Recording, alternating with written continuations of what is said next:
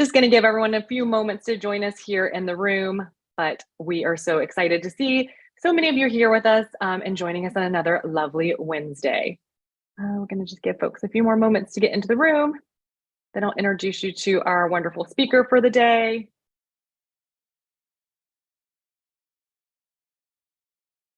Hi, everyone. Thanks so much for joining. Nadim, we're seeing some familiar faces, but some new folks too, which is always great. Awesome. Hi, everyone. Thanks so much and welcome to another edition of Workshop Wednesday. We are so thrilled to have you all with us here from wherever you're tuning in from, and we would love to hear where that is. We always have folks from all over the world, so make sure to drop that in the chat so we know who's with us today in the room. As always, we are here every Wednesday at 10 a.m. Pacific time to share another amazing interactive workshop. We always have an incredible SaaS expert to walk us through some of their latest lessons, and today is no exception. We are thrilled for today's session to be with Nadim Hossain, who just wrapped up his time as VP of Product at Databricks. Nadim is taking us through his top 5 lessons that he learned on the Databricks Journey in their incredible scale up from 400 million to over 1.5 billion. Nadim had an amazing post. He's going to reference it a little bit here, but just a very insightful post kind of wrapping up his time there. And we knew when we saw that we wanted to have him to dive in deeper and answer so many of our questions. So we're really excited to have Nadim with us. Nadim, welcome. Thank you for having me. Yeah. As always, we want to keep these sessions as interactive as possible. So please make sure to drop your questions for Nadim throughout the presentation down into the chat, and I will work with you to get you in the queue, and hopefully you will be able to ask your question live and join the conversation. Before we dive into Nadim's full presentation, I'm going to start off with just some of our quick fire questions to get to know Nadim a little bit more and hear what he's been up to. So Nadim, would love to hear what project are you working on now that you're most excited about? Yeah, great question. So thanks everyone for joining and for spending a few minutes together. And I see some familiar names and faces and some new ones, so that's great. So I've left Databricks recently after a pretty amazing 3 years, which felt longer in a good way. And one of the things I'm spending time on is, besides introspection and kind of things you can do when you take a bit of time off, but really also reconnecting with what's happening in the industry. Even though Databricks is and was at the cutting edge of a lot of trends in data and AI, the real action is often happening at early stage startups. So that's been a blast, right? Meeting founders who are just starting out, before they even raise any money or have any product, and also a bit later, all the way up to companies in 100 million plus. And it's just been fun to kind of reconnect with that energy. So I'd say the project has been learning about what's happening, especially obviously in the data and AI landscape, but in SaaS broadly as well. And all of SaaS is, my view is that all of SaaS is becoming really part of the AI landscape in a way. So it's been a lot of fun. Amazing. Well, and we're grateful for you to be spending some of that time, Nadim, with us here. And we have people truly from all over the world. I'm seeing folks from Korea, from Ireland, all over the US. So super exciting for you to make these connections here too. In the last 12 months, what's the hardest thing that you've worked on? Yeah, so I know you were going to ask me that question, and there's so many choices. I didn't really narrow it down, to be honest. But I would say just going to randomly pick one. So one of the things that I can talk about, because we've since launched it, is feature serving. So this is essentially an ML use case, but one of the underlying problems was for Databricks to come up with the platform to be able to serve something in real time. So very low latency and potentially very high QPS and sort of, I guess, in terms of database terms. And that's something we hadn't really done before. Most of Databricks has been analytical processing, so asynchronous jobs. So that's sort of the backstory. The hard thing about it was the new kind of engineering project, a very difficult one to get into closer to real-time use cases, not all the way to a transactional database, but sort of going in that direction. So it was a lot of fun to work with the engineering team, the product team, the founders directly on, and also difficult to be clear, to tease out the right way to go after this. And obviously we had this exciting milestone where we launched feature serving, and I think that was an example of some of the things I talk about in my blog post, really, being focused on the customer needs and trying to get to a milestone as quickly as possible. Yeah, I was gonna say, I think that was a great preview for what you're gonna be covering in your presentation too. So excited to hear more about that. And then just one final question, Nadim, before we get kicked off on your full content, but would love to hear what's currently your favorite SaaS tool or platform. Yeah, I'm going to be super boomer here. For me, LinkedIn is forever. If I just look at, I'd say YouTube, and I'm going to exclude them as a SaaS tool. But you can love or hate LinkedIn, and probably all of us do both. But it is essential, right? It can be annoying, but if you're trying to, connect, it depends what your job to be done is. But in my case, it's maybe less about learning on LinkedIn, but it's a little bit more about connecting with people, and for that, there's just no substitute in our industry until one of you folks comes up with a better mousetrap. That's what we're stuck with. And again, I say that with love. Many of my Databricks colleagues are ex-LinkedIn folks. No, that is a great reminder, Nadim, and that's an answer we haven't had yet. And I love it that it's just like going back to the basics, and obviously a tool that all of us use so much. So that's a great answer. The numbers don't lie. I got to look at my actual usage, not what I'm excited about. Yeah, for sure. Well, without further ado, we will pass it over to you to walk us through your lessons learned, and then everyone will have plenty of time for Q&A with Nadim. So take it away. Awesome. Sounds great. So, and I think I put on there, so feel free to follow me on Twitter and LinkedIn. Twitter's at Nadim Hossain, and I did have this talk pinned there. Obviously, we're going to go deeper with more Q&A here in case you want to follow along there as well. So just a bit of context, the last 3 years, I joined Databricks in January 2021, and I just left recently. So just a bit over 3 years, the company has gone from 1,600 employees to over 6,500. And interestingly, I did see Salesforce at that same stage. So if you have any questions about compare and contrasting, that was obviously a long time ago. The ARR grew from 400 million to over 1.5 billion. I think recently they have said they've crossed 2 billion ARR. And interestingly, that was also the same growth I saw at Salesforce. Again, different eras and different categories. And the things that I did, just very briefly on my background, I'm primarily a SaaS product leader. I did my first 10 years of my career were pure SaaS, workflow SaaS, things like Salesforce and products like that. The last 10 years really have been about more starting a company in analytics, and that really had me fall in love with data platforms and a bit more the data side of things. And from there, I went to Uber, worked on a few things, including self-driving, and then came to Databricks. So what I've done at Databricks specifically, and I'll just go through them really quickly, about 40% of our engineering roadmap, just to give you a sense of scale, but all things that are not focused on the individual data engineer or the individual data scientist. So all of the things that are enterprise focused, all the platforms like the compute platform, which obviously every workload of Databricks leverages, the security, governance, et cetera. So much of different things that were super interesting, but also a lot of context shifting for me in particular. I think even more so than some of the other folks. So that's a bit of quick context. So I'm going to skip lesson one. So a couple of lessons, and again, I'll leave a lot of time for Q&A. The first thing, and this is a Databricks cultural value, so it's not total. It's not a surprise to anyone who's maybe worked at Databricks. But what I saw, what I witnessed and took part in was that the company really evolved from a single product company to what is definitely a multi-product company, and it's fulfilling its vision of a unified data platform. So now that vision, like a lot of SaaS startups, it had a big vision from the beginning. And if you want to geek out on that, you can go back and look at old slides. And Ali and the founders always talked about unified data platform. But my opinion, my observation was it never really stuck, right? It's sort of like that meme from Clueless, right? Like, stop trying to make whatever happen. And the whatever was unified analytics. Like, yeah, stop trying to make unified analytics happen.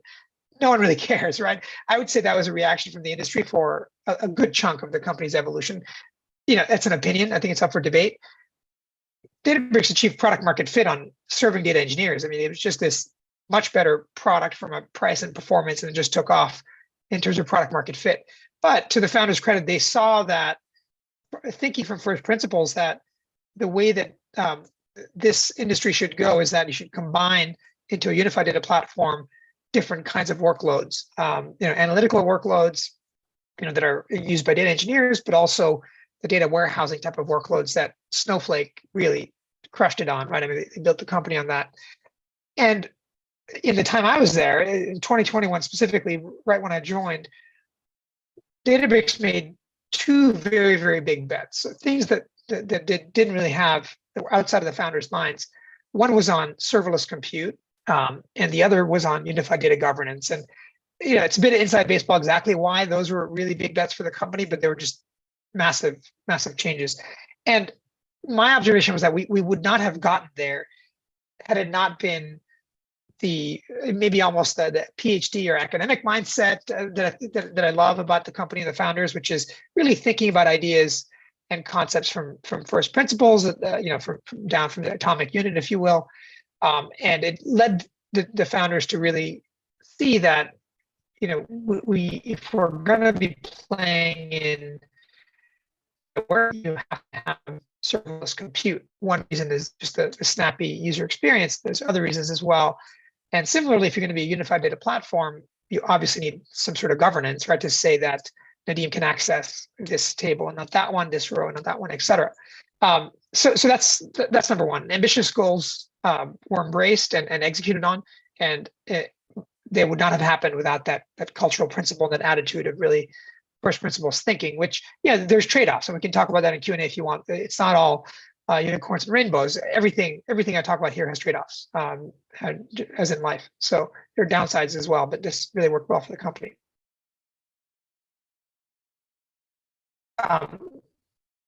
The second lesson is founders and leaders diving deep.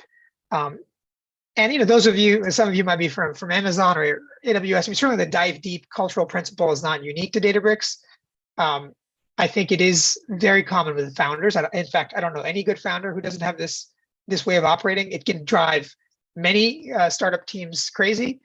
That's why working at a startup, because you are crazy. But I think this is really, really important.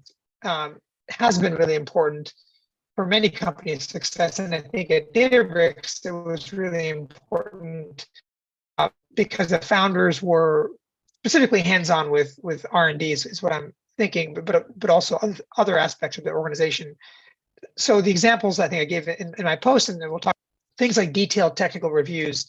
And I'll just pick on Ali, but it's the same is true for Matei or Reynolds, any of the other founders.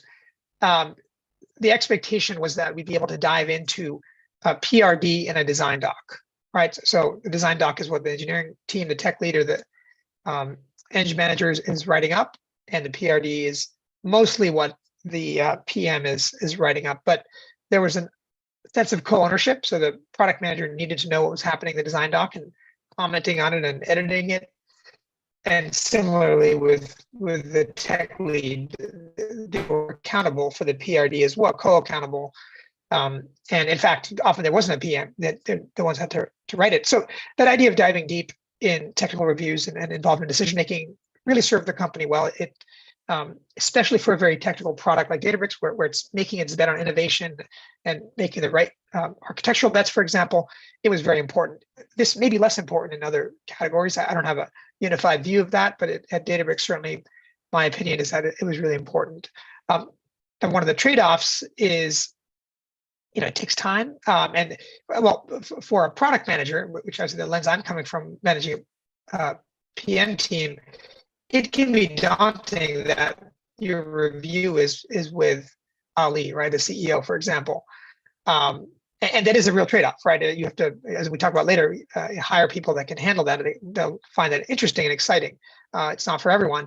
But the real benefits are we made decisions that were high quality decisions because there was deep involvement in that. You didn't simply rubber stamp a document and pass it along the chain, for example, which probably most agile companies don't do that, but as you get bigger, certainly I think you do have to operate a little bit more that way.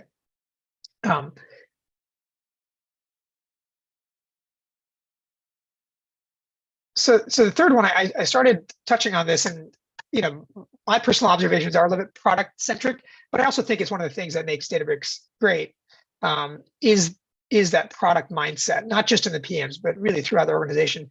So, and this is something that I personally really had to help the company solve. When I joined, there were 3 folks in my entire org, covering that 40% of the roadmap, and we were already hundreds of engineers. And I had to figure out, diagnose, okay, what is this company? How does it operate? And what kind of person should succeed here? So it really isn't copying and pasting some. It's more akin to 3D printing custom PM molds, if you will. I think it's true for most startups, because every startup operates slightly differently. So figuring out, if you're a product leader, figuring out, okay, what does my company need, and what are we good at, bad at? The opposite mindset would be, look, here's what PMs look like, and we're going to force fit them into this company. That never ends well if you're a CPO or a VP of product, for reasons that might be obvious.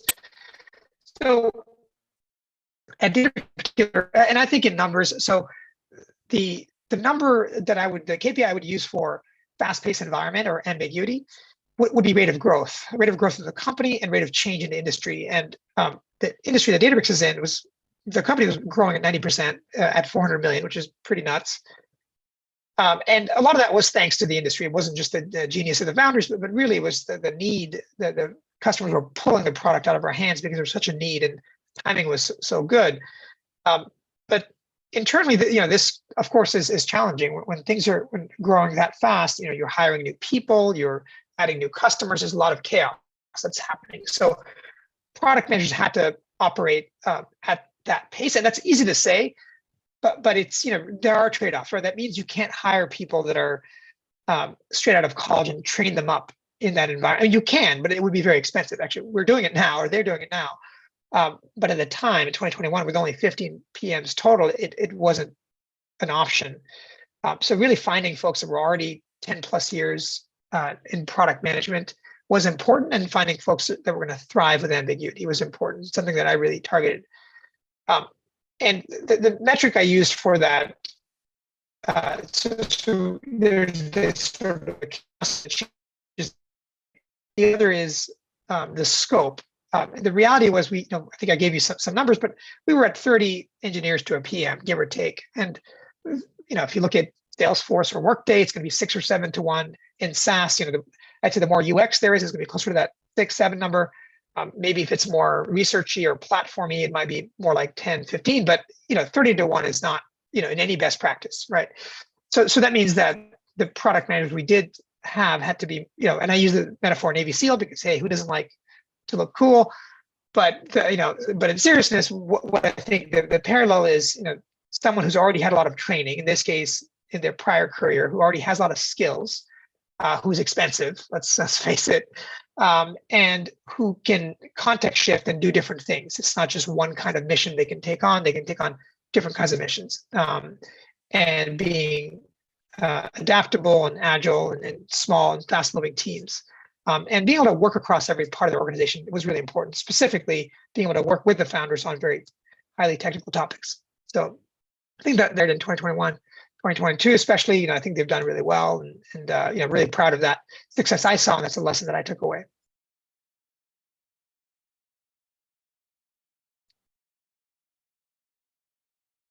So lesson 4 is build what customers want. Again, as a product manager, that obviously speaks to what I care about and what I've always cared about in whether as a founder or as a PM or a PM manager. But it was awesome to see that at Databricks. And the reason it's maybe slightly contrarian is this is a very technical domain, right? I mean, you can look up the papers that were published and are still being published, whether it's now in LLMs and sort of the Gen AI landscape, or previously in database technologies. But despite that, Berkeley, AMP Lab, cultural mindset, which is an awesome place to come from, there was an immense focus on what customers want. And I'll contrast with, I obviously want to keep them anonymous. I spent a bit of time with this company that's similar in a similar space, 100 million plus, that was successful. But I noticed that my conclusion was NGMI, right? For this company that's got amazing VCs that you guys would all recognize. The reason it was NGMI is like the founders don't care about the customers that much. They really believe in their own hype. And that's really dangerous, and especially if you're a successful company, right? So I thought, man, this company's not going to make it. All right, peace out. Personally, like that's not an opinion. Obviously, people think they're great, but I don't think they're great because they were missing this, right? They were missing this curiosity and desire to do things based on customers. So how does it actually show up, right? Specifically, being practical in driving product development based on customer feedback. This doesn't mean you're an order taker and do whatever they want. It doesn't mean you don't enter new segments or innovate. It just means when you have a vision, so that's more of the North Star, the way that what worked well for us was to iterate towards that, not in the steps are not dogmatic. So you don't say, hey, I'm going to climb this mountain. This is exactly the path I'm going to follow. Instead, as you're climbing the mountain, you're seeing what the conditions are giving you, if you will, right? To use that metaphor, that maybe going left or right based on where the wind's coming from. For example, so in this case, it's really about give you a set of options. A visual that I have in my head is, think of you're trying to get from one end of a backyard, a big lawn, to another, and it's covered in flagstones, which are about a foot apart. So you could take any number of steps to get to the end of that backyard or lawn, but it'll be informed by what flagstones your customers tell you are available. And in this case, in that metaphor, the flagstone would be a feature or a specific milestone that you're shipping to eventually get to that end goal. So I think this was that iterative nature of the roadmap was really important for certainly my team, but I saw that across other teams at Databricks. And maybe this is specific to this level of growth and the industry changing quickly. But I think it's hard to go wrong with staying grounded and really the customer needs. If you're a product leader, of course, as you're scaling 100 million, 400 million to billion, it gets hard because for product leaders, you have to come up with planning mechanisms and getting source of truth from customers, prioritization frameworks, the operations part of it to get that right so that you don't lose sight of customers without slowing down and, playing 6-year-old soccer, everyone going to the same ball with the same customer requirements. So it gets complicated. There's trade-offs there for sure. But this was a big lesson for me, reinforcing something that I've always personally cared about. Lesson 5. So I move fast and embrace the messiness. Obviously, a bit of an homage to our friend Zach. And really moving fast is obviously important. We've been talking about that in this talk so far. And embracing the messiness, I think it encapsulates that idea of trade-offs, is that like you're not going to have perfect processes. You're not going to have that perfect feature stack rank. Many examples, things like that. But focusing on speed and agility and navigating that rapidly changing landscape and the rapidly changing company served this company really well. And I think a lot of successful SaaS companies, I see that as an attribute. So there's trade-offs in this case as well. So we didn't really have a standardized way to do lots of things. For example, prioritizing things, trading things off in 2021. Of course, that was part of my job, is to introduce some of those things. But we weren't optimizing for the process; we were optimizing for the outcome and making the process. The process was good; it just wasn't a button-down process, if you will. So really, what it meant for employees, for myself, or for my team was sometimes you have to embrace the journey and the learning opportunities it brings. I mean, I'll give you one example, right? There's things, what I told my team when they joined it, these are some I'll give you a specific person in mind. They ran a 150-person team at Amazon, at AWS, right? So a very senior person, very, very capable, seen everything in their career. And Amazon's an amazing company with, they do things their way really well. And especially folks from Amazon, because they have such good I think, planning process, people can struggle. They say, hey, look, if only we had Amazon's process, we'd be going much faster. Well, I think pretty much the only company that's succeeded with Amazon's process is Amazon. So you probably shouldn't copy Amazon's process, verbatim. You should learn from it and be inspired by it. But my advice was, look, just for the first 6 months or maybe longer, just observe, see what's going on. Don't make any big decisions, and try to make things happen that are already underway. Right? Be a good helper, be a good servant. The thing, especially for senior people, if you come in and you're trying to fix the messiness, is that you're gonna see 10 things that are just weird. You're gonna fix all 10, but it turns out one of the 10 was a really important thing that works at the company, right? It's like if you have a weird golf slice and you fixed it, but then now you create a bigger mess because you're not ready to go through that work.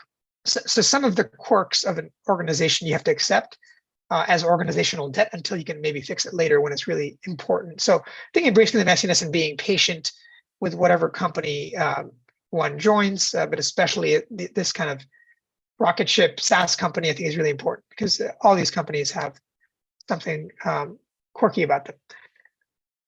So with that said, I said it's not been a very long talk, so hopefully this is pretty fresh in your mind. But let's do a recap of some of the key takeaways before we get into Q&A. So number one is innovating from first principles. As we talked about, Databricks achieved rapid innovation, embracing first principles thinking. Number two is founders and leaders of the company diving deep. And the success of Databricks, I think I'd attribute partially to leaders engaging in detailed decision making. Number three is Navy SEAL product managers. Pat on the back for my awesome team. So highly skilled and adaptable PMs that are able to navigate technical complexities. They can operate in a fast-moving environment and really across all levels, which it takes some experience and skill set. Number four, building what customers want. And really, regardless of the level of innovation or how visionary you are, which I'm sure you all are, really being focusing on building features rooted in direct customer feedback. And that helps avoid wasted effort and maintain that rapid pace of innovation to be a bit more incremental, which kind of is a bad word in some context, but we mean that in a good way. And number five, moving fast and embracing the messiness. So embracing agility over standardized processes and really adapting to challenges versus some things not being ideally structured, for example. So those are the five things that were top of mind for me. Obviously, there's many other things that I've learned, but these five really stood out, and I wanted to share them with the rest of the community.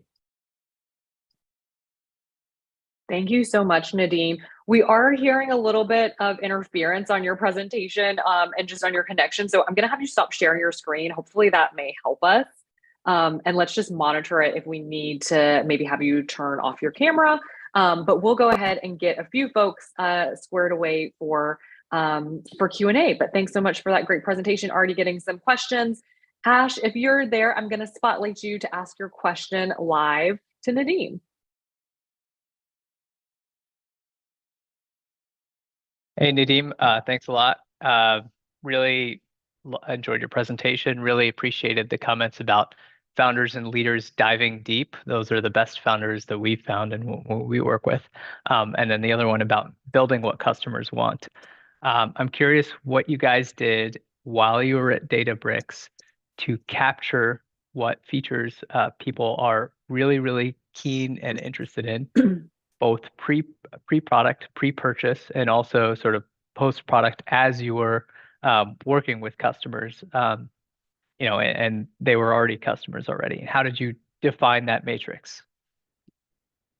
Yeah, so it's a big question. But the topic is essentially the way I paraphrase it is really how do you capture customer signal on what they're asking for, what has to be built, and there was a couple of different things that come to mind. So the first thing was there was a culture. I think I talked about this in my written post.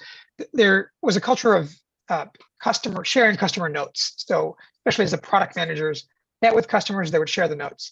that's less about a specific line item and stack ranking, and it's more about creating a culture where we're having this conversation about, hey, so and so said this in this context, and oftentimes it would go via email, and the founders would jump in. People would jump in and ask, hey, by the way, what was that about? Why do you think that was happening? So you have a conversation about a specific customer need, specific to actual requests for features. So that was one mechanism, and through those customer conversations, those certainly those customer requests would show up in PRDs. So that was certainly one place. But the other source, of course, is with the field, aligning with the field, and they're the front lines, trying to close new customers or trying to make existing ones successful, or very commonly expand the customers. And that's another source of input. And I'd say that one of the thing that I took away was you can't really, at a certain scale, let's say beyond 100 million, pick a random number, you can't really think of stack ranking and coming with, who's number one, because you have swim lanes, right? You can't really compare this innovation bet with your core business as a SaaS company. You've got to carve out and shelter that innovation bet and say, okay, we're going to put a couple engineers on this. Similarly, you're selling into Europe for the first time. You really can't compare a US dollar from Europe from a US dollar in the US, because it's new and delicate, and there's more to it than just the business metric. You have a European team you've just hired, maybe the first AE. Guess what? I mean, they're trying to figure out if the company's serious about selling in Europe and getting your first customer. So I think there has to be more than just a stack rank, which is kind of maybe the way that an individual PM or a smaller company thinks about it. As you grow and become a multi-product company, international company, you have to have a sense of those nuances, and maybe creating a little bit of swim lanes for pools of engineering resources, for example. So I don't know if that touched on your question sufficiently, but that's kind of what came to mind for me. Thank you. Thanks so much, Ash. Nadim, we have another question from Narasima. I'm going to pull them up right now, and then you can come off mute. Yeah, thank you for that. Yeah, in the SaaS companies, we always see a struggle between prioritization of the product features. Is it based on the revenue it's going to generate, the product feature, or the market competitiveness? Like, what is your thought process on the competing priorities on the product development when the resources are not open-ended, right? And either from the product side or the engineering side. So we had this struggle. For sure. And your thought process will be real helpful for us. Yeah, for sure. And this is a struggle that Databricks had, even, it still has, right? The entire time that I witnessed, it was always tight on engineering resources. So maybe, first of all, maybe a slightly sideways answer. So one thing that I thought worked really well at Databricks was a healthy skepticism for centralizing too much. So trying to put as much down to individual engineering teams or groups so they could control their own destiny. So they were semi-autonomous, if you will. So, one answer is, okay, once you figure out, I don't know, let's say the DB SQL team working on our, sort of the data warehousing product, they can make their own decisions with their own engineers. Then, of course, comes the question of how do you assign new engineers, et cetera, which we can get into. So that's kind of one way to mitigate that. Then, but separately, especially as a product leader where you're working across multiple groups, how do you think about prioritizing? It is a collection of things. So certainly revenue is important. And you can think of it as sometimes we started tracking blocked revenue. So where often the field would say, look, without this feature, without this data encryption feature, we can't sell to this customer at this bank, we're blocked. And they would log that, and we came up with a process in Salesforce. We had to look at it. That's certainly a signal.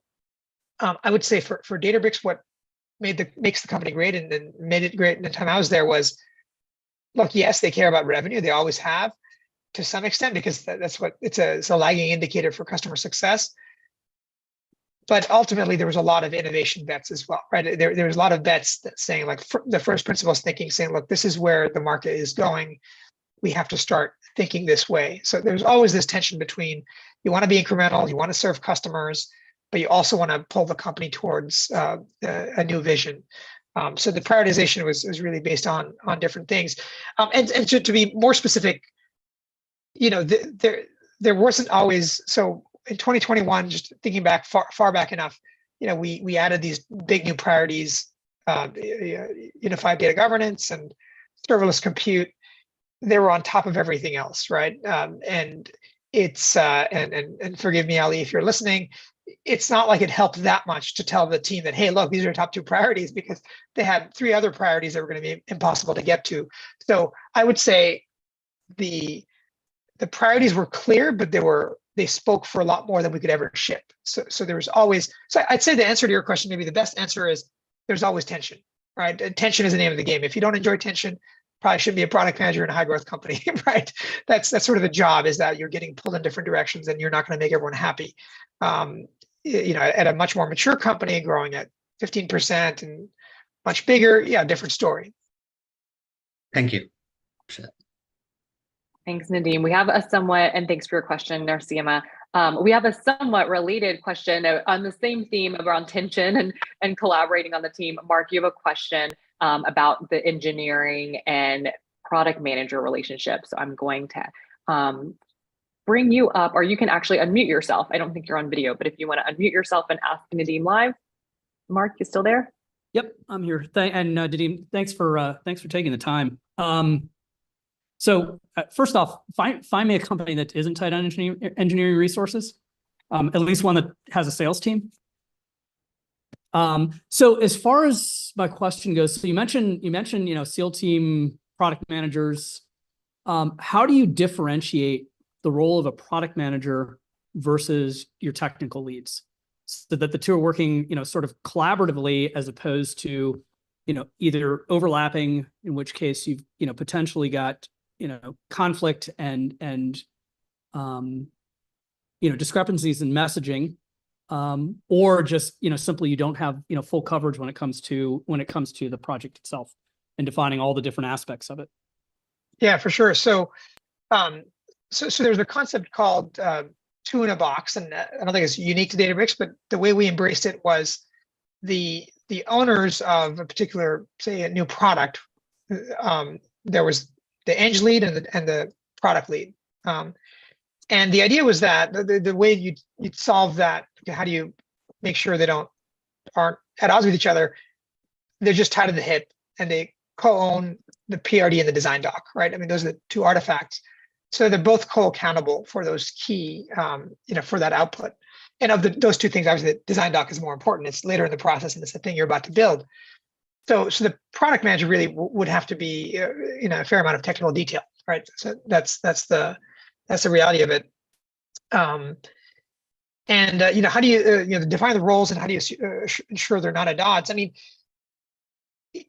yeah, I guess you through that 2 in a box mechanism, but also oftentimes there wasn't a product manager, and the tech lead would be playing that role, right? So oftentimes they already had practice at being a product manager, if you will. I joked, actually, I believe this, it sounds just a joke, that the best product manager at Databricks is Mate, the CTO. And Ali was the first head of product, and he's amazing. But I didn't work directly with him as a PM or as my tech lead, but I did work directly with Mate quite a bit. And it was amazing how good a PM he was. He just, he's this, in my opinion, literal genius, technical genius, but he also had this great intuition and care for what customers thought. So I'm giving that example because if you're a PM, my PMs couldn't come in and say, hey, I'm the Navy SEAL, you're the engineer. No, it's not like that, because they're going to be out everything by Mate, right? So you can't go in thinking, you have to be very humble and not come in thinking I'm bringing this thing that no one else can do. It's really about enabling the success of the overall team, especially when you have very senior and capable leaders that are your partners. Hopefully Thanks I hit enough of the answer there. Thanks. Yeah, I think so. Thank you so much, Nadim. Kind of similarly, on a team perspective, we talk a lot in here about recruiting the right folks, and that's a huge challenge that everyone has across the board, depending, regardless of if they're in sales or in product or in marketing, or even all the way up to the founder. So what are some of your top tips for how you found folks and how you vetted during the recruitment process to find those people who can embrace the messiness, who can kind of align with that culture that you had at Databricks. Yeah, that's a great question. So, again, I led a number of product teams, and so I talked about coming up with that, the custom mold for what a PM should look like. And then the next step was, of course, you got to go find them, and you find them on LinkedIn. There's really, where else would you find them? But the specific thing, so there's some things that were coming from the company and the cultures, which by the way, I might have pushed back on. Examples of this are has seen great is really important. We're not going to hire someone, or Databricks is not going to hire someone unless they've already seen great somewhere, right? Maybe you worked at some other highly successful company, you went to a great school, but you have to have some aspect in your resume where you're really going to raise the bar because you've seen people operating at a high level. And that's controversial for some very obvious reasons, which we don't need to get into. But so how do you find those people? So specifically, for example, in 2021, again, I'm going back early because those decisions, you've seen the outcome of them. We needed to invest in a product leader for security, the product security roadmap. And one of the things I figured out was, look, Databricks is a startup still, but it's operating in this massive, at a similar scale as a hyperscaler when they offer analytics services. And so we should go look at Google Cloud and Azure and AWS, but find people that joined those efforts early. And this is, so in 2021, I'd be looking for people at Google Cloud that joined. Again, I forget exactly when they started, but I think it would have been about 8 years before that, give or take. And so I found those people, right? And I messaged them on LinkedIn. We had a paid for expensive recruiter account, and just try to engage them, right? So that's how I found them. Is I personally messaged them on LinkedIn with a personalized message as the BDR, if you will, the recruiter, saying like, "Hey, here's who I am. Here's what we're doing. Here's why your background is going to be a fit. Would love to chat if you're open to a conversation." Nothing, no rocket science, but really trying to find, I guess, targeted outreach as opposed to looking for, blasting people. But more, that was sort of some of the first key hires, and there's a number of examples of that. But then later on, when we hired a few more, maybe a bit more at scale, it was still giving the recruit. Once we had sourcers, which was, I don't know, probably sometime in 2023. Saying, here's a profile that I'm looking for. I'd love someone who's worked at a startup. This is me personally. Other execs might have a different profile. They've worked at a startup, and they've also worked at one of the hyperscalers. That's the profile. Now, of course, you can break that profile. You find someone who's at VMware instead of at AWS. Sure, it could probably work. So things like that were how we try to target. Great. Thanks so much for those details, Nadim. It's always just helpful to hear how everyone kind of sees it differently and how they've done it differently too. So I know everyone, again, recruiting is always a big focus for everyone that's joining these. And then we'll close with just one final question. We thank you so much for your time, Nadim. But we have a question from Katie. It's several questions loaded in, but it's going back to your very first lesson. Katie's asking if you can elaborate on how your team leveraged first principles thinking. How did this play out in the day-to-day versus overall strategy? And were there any big aha moments that came out? Yeah, no, it's a tough one because if everyone is just doing that all the time, you're not going to get anything done, right? For example, we've all had the experience where your founder or CEO is like questioning, okay, I don't know, recruiting system you're going to use. Like, really, come on, just buy the best thing off the shelf. So we can't have cost. Thankfully, we didn't have a lot of that kind of first principles thinking. But to your question, how did my team leverage it? Really it was taking the example of the senior leaders and the founders and trying to, put that in your own work. So for an example would be when we were launching serverless compute, you wouldn't just say, okay, again, not going into too much detail, but you wouldn't just say, hey, this is how everyone does containerization for serverless compute products, right? It's just the industry standard, right? That wasn't going to fly, right? It was going to have to be specific to, look, this is how people do it. So my team would have to think through these different options. This is how we might do it. These are two different approaches. We might prototype them both. And here's the implication on the business if we take these different approaches. So which means that it's more expensive resource-wise to get ready for some of these decisions, which So I'll give you one anecdote, right? What I would tell my team is, look, you're going to have a series of reviews, right? We know, again, it's pretty flat, so it might be directly with the CEO. You're going to not be ready for any of them no matter what, because if your high-level strategy resonates, then you're going to be asked for details, which you're not going to have yet. But that's the whole point of this dive deep and first principles thinking, is that you start having those conversations pretty early. But by the time you have maybe for a big product, you might have 3 reviews over the course of, I don't know, a year or something, or 6 months or something. By the time you progress, you're going to really have a bulletproof product plan. And that's kind of ultimately what you care about, is not to take the company in the wrong direction. Amazing. Nadim, thank you so much for all the insights, and thank you to everyone for joining.